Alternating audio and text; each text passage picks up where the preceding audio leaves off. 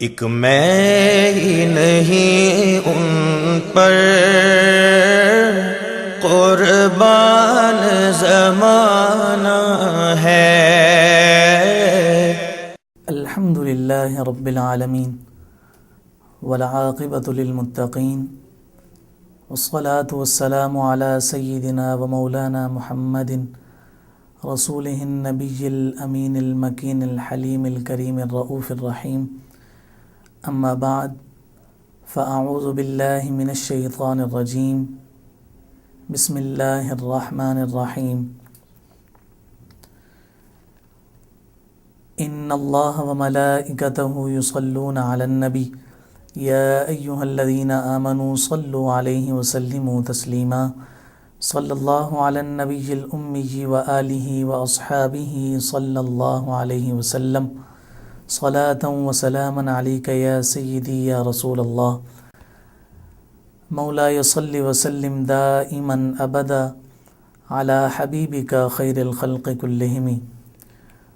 معزز و محترم ناظرین کرام، اللہ رب العزت کی توفیق اور عنایت سے تاجدار کائنات صلی اللہ علیہ وآلہ وسلم کی سیرت طیبہ کے حوالے سے چلنے والے اس پروگرام کی ایک اور نشست میں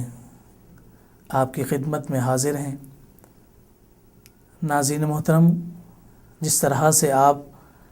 گزشتہ نشستوں میں سنتے آئے ہیں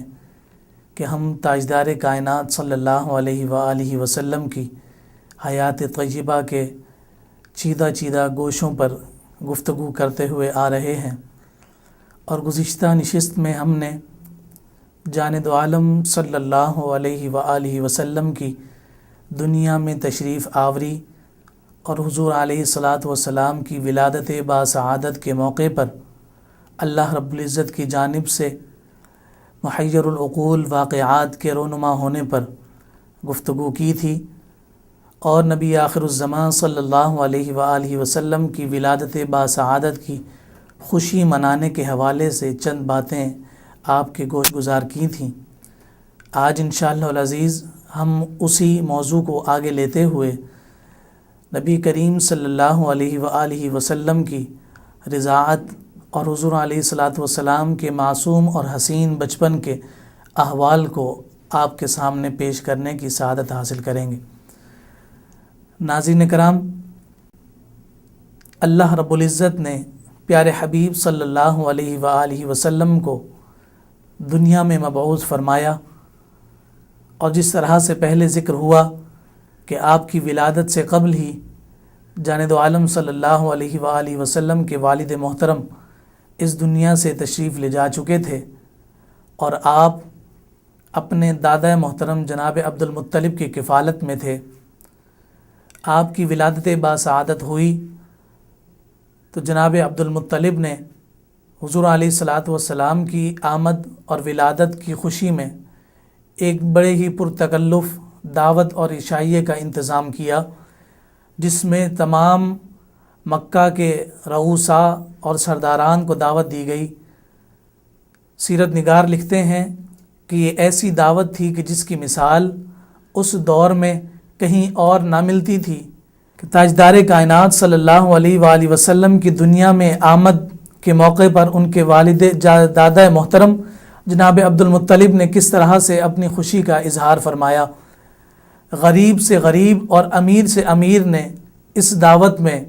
شرکت کی، اور حضور علیہ السلام کے عقیقہ مبارک کی اس دعوت کو تناول فرمایا۔ ناظرین محترم، یہ وہ 7واں دن تھا کہ جس دن جناب عبد المطلب نے اس دعوت کا انتظام اور انصرام فرمایا، اور اسی روز جناب محمد الرسول اللہ صلی اللہ علیہ وآلہ وسلم کا نام نامی اسم گرامی محمد صلی اللہ علیہ وسلم رکھا گیا۔ جب سرداران قریش نے پوچھا کہ اے عبد المطلب، آپ اپنے پوتے کی ولادت پر اتنے خوش ہیں کہ ایسی خوشی ہم نے پہلے کبھی کسی کے گھر میں نہ دیکھی، ذرا بتائیے تو صحیح اپنے اس لاڈلے پوتے کا نام کیا رکھا ہے؟ تو جناب عبد المطلب نے جواب دیا کہ میں نے ان کا نام محمد رکھا ہے۔ سننے والے حیران اور پریشان ہو گئے کہ یہ ایسا نام تھا کہ جو پہلے کبھی کسی نے سنا نہ تھا. اتنا خوبصورت نام لوگوں کی سماعتوں سے کبھی ٹکرایا نہ تھا، اور تاجدار کائنات صلی اللہ علیہ وآلہ وسلم کو اتنے خوبصورت نام سے نوازا جا رہا تھا.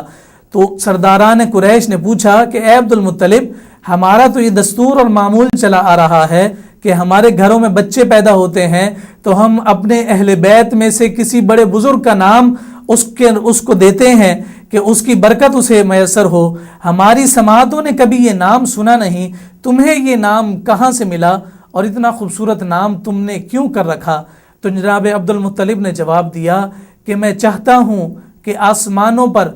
خدا اور زمین پر اس خدا کی مخلوق میرے اس نومولود مسعود کی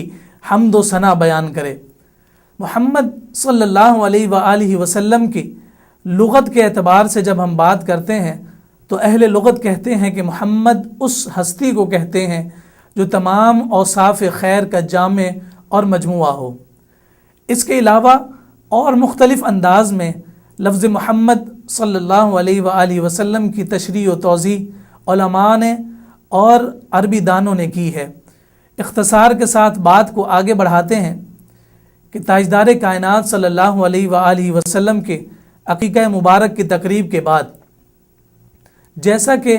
عرب کے شہروں میں یہ معمول تھا کہ جب ان کے گھروں میں کسی بچے کی ولادت ہوتی تو وہ اس کی پرورش کے لیے اسے اپنے پاس نہ رکھتے، بلکہ اس بچے کو دیہاتوں میں، یعنی عرب کے دیہاتوں میں اور پہاڑی علاقوں میں بھیجا کرتے تھے. اس کی وجہ مفسرین کرام نے یہ بیان کی ہے کہ چونکہ عرب کے لوگ عربی دان تھے، فصاحت و بلاغت کو اپنا اوڑھنا بچھونا سمجھا کرتے تھے، چونکہ شہر میں ہر قسم کے علاقوں کے لوگوں کا آنا تھا، اور یہ یقینی اور حتمی چیز ہے کہ آج اگر ہم اپنے شہروں کا حال بھی دیکھیں تو شہر میں بولی جانے والی زبان میں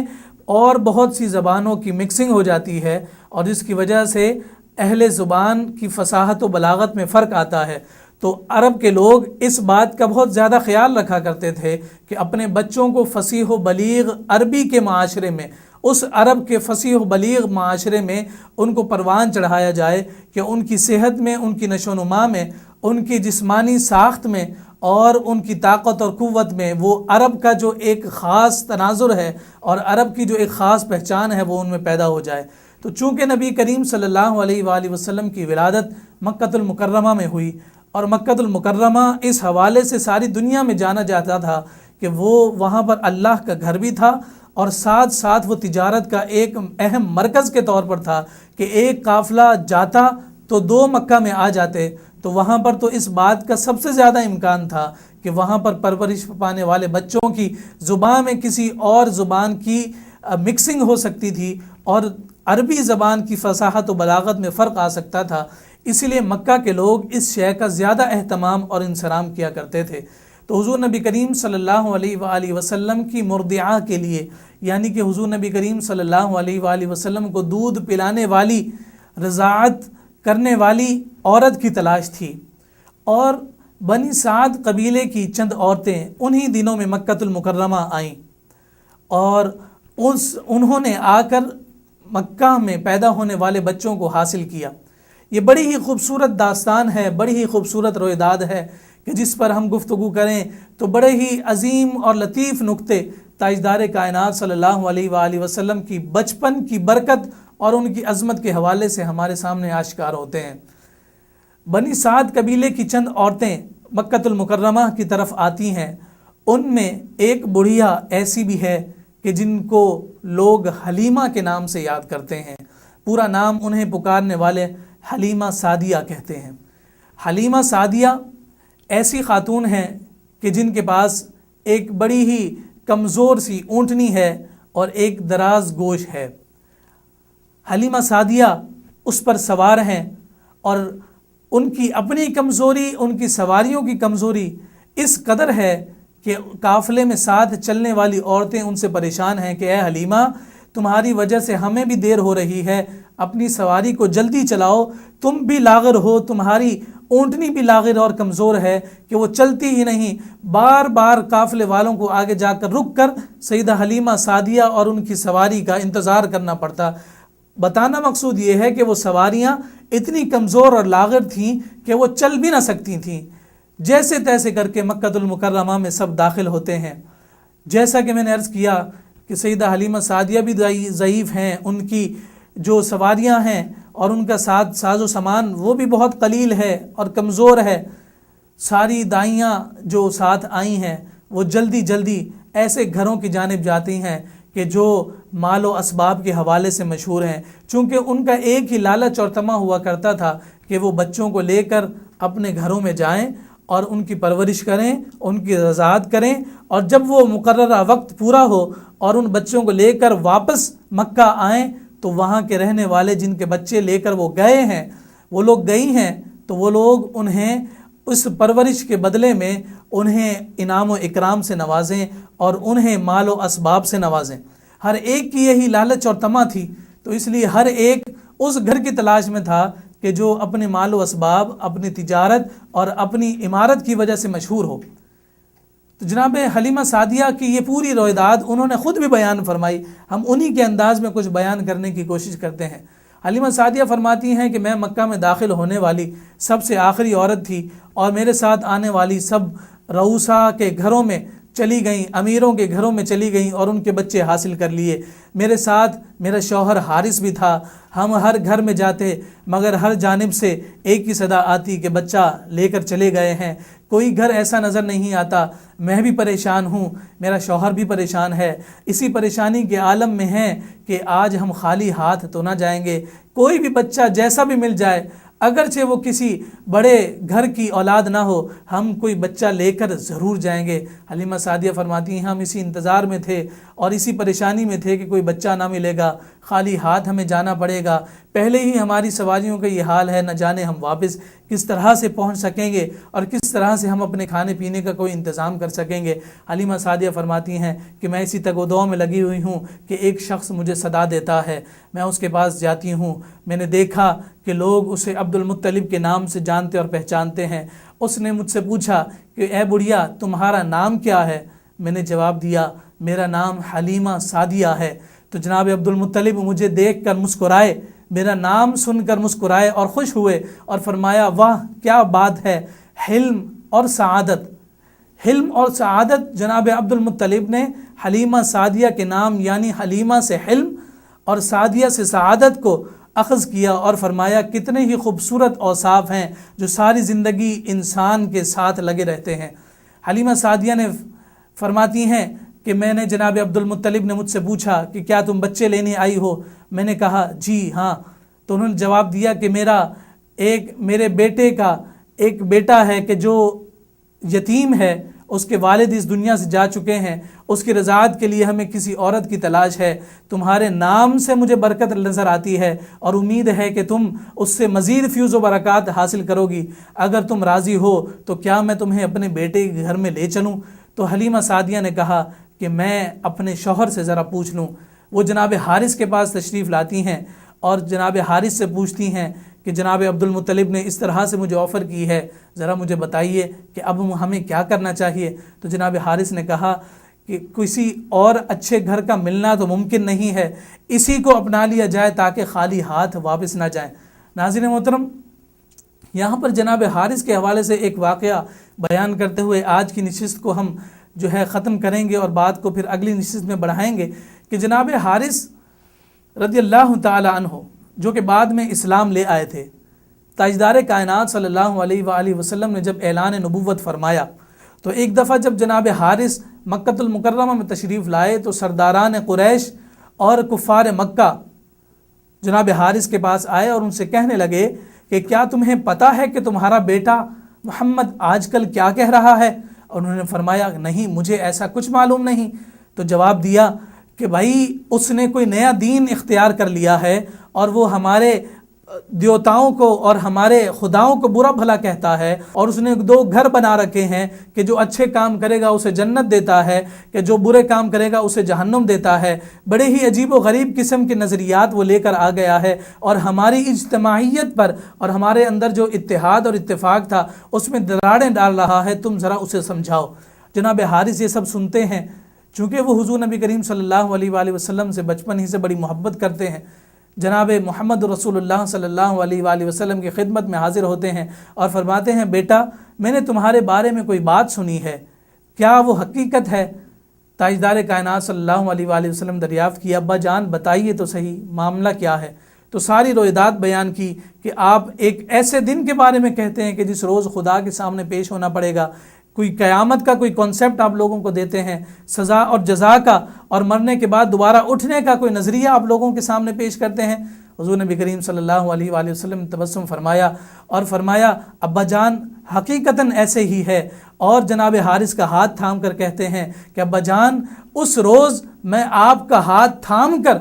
آپ کی خدمت میں عرض کروں گا کہ دیکھ لیجئے جو باتیں میں نے آپ سے کی تھیں آج وہ حقیقت کا لباس اوڑھ چکی ہیں۔ جناب حارث کو یہ کلمات بڑے ہی خوبصورت انداز میں ان کے ذہن میں ازبر ہیں، اور پھر وہ ایمان لانے کے بعد بڑے ہی فخریہ انداز میں کہا کرتے تھے کہ میرے بیٹے محمد صلی اللہ علیہ وآلہ وسلم نے مجھ سے کہا تھا کہ ابا جان اس روز میں آپ کا ہاتھ تھام کر میں آپ کو اس بات کی حقانیت اور صداقت پر مہر ثبت کرتا ہوا نظر آؤں گا کہ جو کچھ میں نے آپ سے کہا تھا وہ سچ ہے۔ جناب حارث فرماتے ہیں کہ مجھے کامل یقین ہے کہ کل قیامت کے دن جب میرا بیٹا میرا ہاتھ تھامے گا تو اس وقت تک میرے ہاتھ کو نہ چھوڑے گا کہ جب مجھ گناہ گار کو جنت میں داخل نہ کر دے گا۔ ناظرین گرامی قدر، یہ جناب حارث کا ایک خاص حوال ہے کہ جس کی وجہ سے وہ صحابہ کے درمیان مشہور تھے، اور وہ اس بات کو بڑے ہی خوبصورت اور فخریہ انداز میں تاجدار کائنات صلی اللہ علیہ وآلہ وسلم کے حوالے سے بیان کیا کرتے تھے کہ حضور نے جب قیامت کے دن میرا ہاتھ تھامیں گے، اور ان کو اتنا قوی یقین تھا کہ آقا نے جو اپنی زبان اقدس سے جو کلمات ادا کر دیے ہیں وہ یقیناً عملی جامہ پہنیں گے، اور یقیناً ان پر مہر تصدیق ثبت ہوگی، اور قیامت کے دن حضور نبی کریم صلی اللہ علیہ وآلہ وسلم میرے ساتھ یہ معاملہ فرمائیں گے۔ پھر ان کو اتنا قوی یقین ہے کہ فرماتے ہیں کہ قیامت کے دن جب میرا بیٹا میرا ہاتھ تھامے گا تو اس وقت تک نہ چھوڑے گا جب تک کہ وہ مجھے جنت میں داخل نہ کر لے گا۔ ناظرین محترم، آج کی ہم اس نشست کو یہیں پر ختم کرتے ہیں، اور اگلی نشست میں انشاءاللہ العزیز ہم جناب حلیمہ سعدیہ جب حضور نبی کریم صلی اللہ علیہ وآلہ وسلم کے پاس تشریف لے جاتی ہیں، اور پہلی نگاہ جب محمد رسول اللہ صلی اللہ علیہ وآلہ وسلم کے حسین چہرے پر پڑتی ہے تو اس کا کیا حال ہوتا ہے، اور اس کے بعد جو معاملات اور جو واقعات پیش آئے ہم انشاءاللہ العزیز ہم اس پر گفتگو کریں گے۔ وما علینا الا البلاغ المبین۔ میں ہی نہیں ان پر قربان زمانہ ہے،